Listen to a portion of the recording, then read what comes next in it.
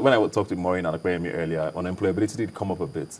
And IKE kind of runs something around employability programs. Yes. What is that about? What is employability and why do you need to focus on that? Employability has to do with everything that is required to move a young person from school to work. Now, all the skills you need to know to move from school to work for that transition process to happen. And IKE is a platform where you can get all the resources you need, whether it is how to prepare a good resume, whether it is how to navigate an interview, whether it is critical thinking and problem solving, whether it is emotional intelligence, everything you need on the job to be excellent, to get in and to be excellent on the job. We have it all on the IKE portal.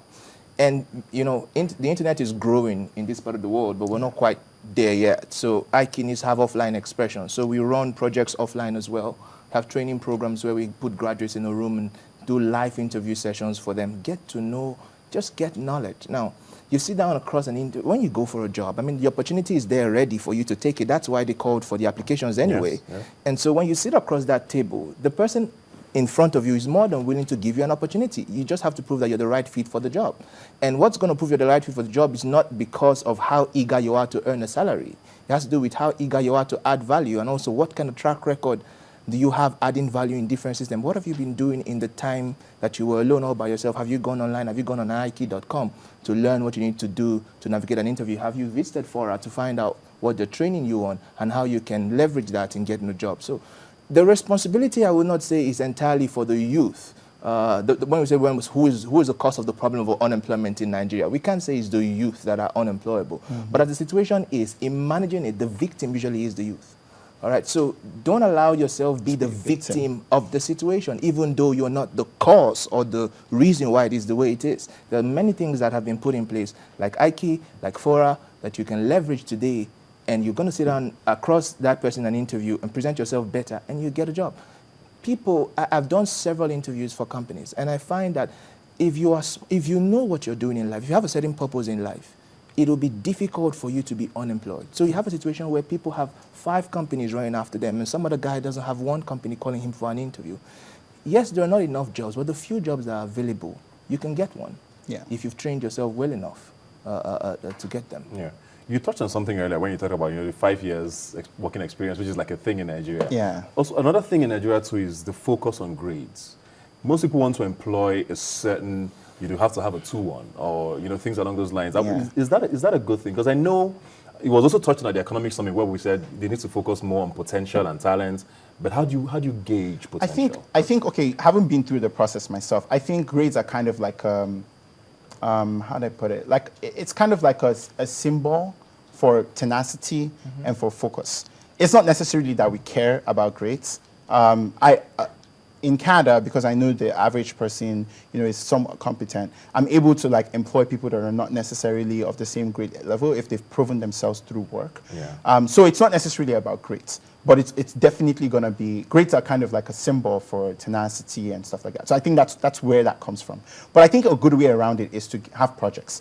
There are a lot of young people in Unilag that I know of, a lot of my friends in Unilag at Babcock that basically have a lot of projects. They have a lot of software projects. So when we're looking for software engineers, we know to go to these people and we actively pursue them. And they're making so much money doing projects that they don't actually want a job because they make more money doing projects than getting a job. So if you think you're not the kind who's academically inclined or you're in a boring course or whatever, just have a lot of projects, put a lot of things out there and you'll have opportunities coming your way.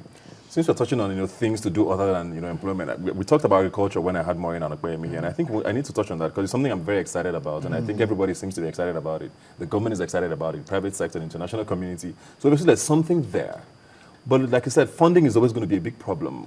Are we going to be able to unlock all of that soon enough? Agriculture is great. Agriculture is great, and it's going to be a huge employer of labor if it's opened up well enough. However, the number of people that are going to go into agriculture in Nigeria as it is now still remains limited. Yeah. The number of people that are going to be able to access funds here still remains limited. It's a fundamental challenge. You have a farm that you want to acquire a loan from a bank to be able to develop or cultivate and then sell something or export something.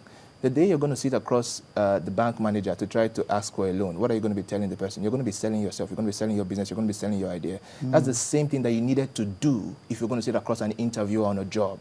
That's the same thing that you needed to do if you're going to sit in a panel to try to get a business loan. That's the same thing you're trying to do. So it's the same challenge where education has hampered growth in employment. It's still going to be a challenge in agriculture, because our curriculum has not taught people how to sell themselves, how to sell their ideas. So I wake up and I said, I want to plant a fantastic maybe maize or something, and I need money. I haven't come to you. I say, hi, Ebuka, I want to do this. And you want to listen to me as to how serious I am. You want to know what I know about the industry.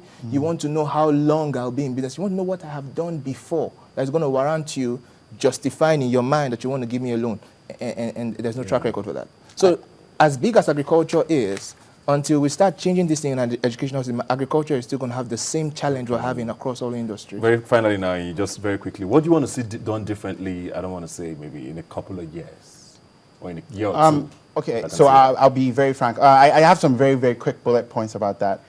One of them is definitely going to be changing the way the education system works. Babcock University, which is one of my favorite universities in Nigeria, just from seeing the way they work, kind of almost compels all their students to do an IT every summer.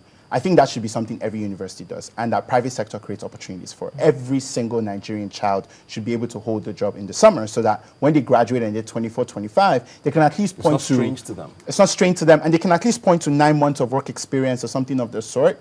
And I think parents that are listening definitely should be investing in that kind of thing. Like, make sure your child gets a summer job. You shouldn't stay at home and watch movies and stuff like that. That's one thing. And if that's the only thing that happens, I think we'll make a big difference. Thank you very much, Brian, from Ike.org, I think. Yeah, Ike.ng. .ng. And of course, Fora.co. Thank you very much for joining us. Thank you. Like I always say, you can join the conversation on Twitter at YNigerTV is the handle. The hashtag is rubbing minds. Also, the website ynniger.com/TV. Remember, you've never seen young people talk like this before. I'll see you next time. We represent